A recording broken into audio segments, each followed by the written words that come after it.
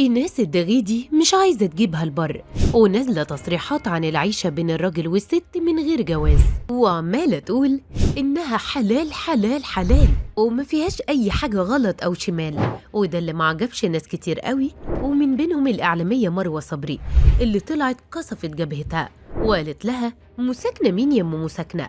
المساكنة دي تعمليها في بيتكم مش تفرضيها علينا. فتعالوا معي أعرفكم إزاي الإعلامية الشابة مروة صبري تشميلة جبهة المخرجة إيناس الدغيدي بعد تصريحاتها الجريئة جدا. المخرجة إيناس الدغيدي معروف عنها إنها ست جريئة جدا، ومش بس في نوعية الأفلام بتاعتها والقصص اللي بتقدمها وبتعرض للعلاقة بين الراجل والست، لا دي كمان في نظام حياتها الشخصية وكمان علاقتها مع الرجالة بصفة عامة. إيناس الدغيدي اتسببت في جدل كبير وغير طبيعي بسبب كلامها عن الحياة من غير جواز تحت سقف واحد بين الراجل والست، وإن ده عادي جدا